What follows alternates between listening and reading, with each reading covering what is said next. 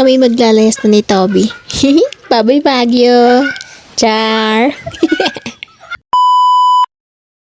Hello mga mamshi! Welcome to our mini vlog! So, grabe naman tong nasakyan namin na minibus. Hindi siya kagaya nung magharapan. Ito talagang bus style siya. Kasi makikita mo yung upuan, nakaharap lang. Sa, kwan ba? Yung dalawa-dalawa lang. Ganun yun yung ganyang style talaga. Bus style siya. Kaya alis na kami ng Baguio ni Toby. Punta na kami ng Bordeos. Cheers lang. So, may lakad lang kami dito ni Toby. Oo daw. Oo, maingay na yung anak ko. Diyos me. Yun, may lalakarin lang kami dahil ito yung pinapasuyo ni Tita Jazz. Ay, Tita Eds, I mean. Kasi baka makalimutan ko mahirap na. Ito kasi, magbabayad kami about to sa renewal nung yung sinanla ni Tita Eds na laptop. Kaya kailangan mabayaran kasi magjo-due date sa 4. Ako naman kabaw ako, baka hindi ko mapuntahan. Kaya to, wala kaming ginagawa ni Tobias, pinuntahan na namin. Si Tita Eds kasi nasa probinsya ngayon sa Bordeos. Nagbakasyon sila, doon sila nag-New Year. Kaya yan, sabi niya, pakisuyo. Ayan. Tapos duman muna ako, punta muna kami sa San Carlos kasi kukunin ko yung bayad kay Tito. At tignan nyo naman si Sophie.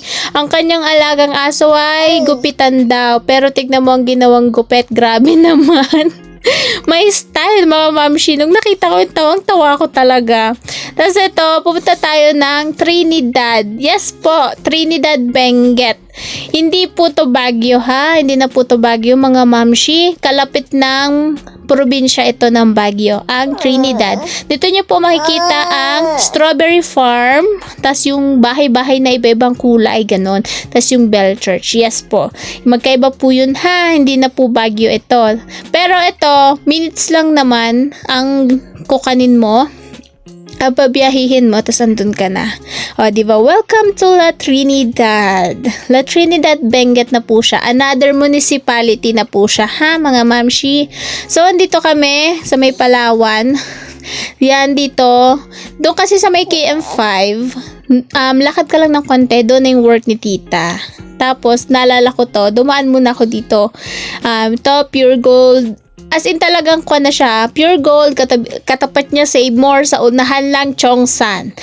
Doon po sa Chongsan, naalala ko, doon talaga nag-work ako doon mga mamshi as merchandiser. Doon ko nakilala si Daddy Jomar. Diyan na building na yan, yung kulay red sa may unahan. Tapos dito ako dati nakatira, kami nila Tita Ed, sa may likuran yan.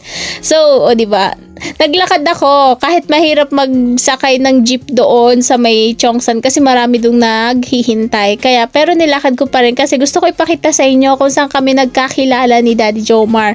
Dito po, nag-work po kami dito dati. Same po kami as merchandiser. O diba? Wow! Grabe. Pero dapat talaga dito kapag mag-work ka dito, maaga ka kasi sa Baguio pa ako tapos pupunta akong Trinidad, o diba? Yun.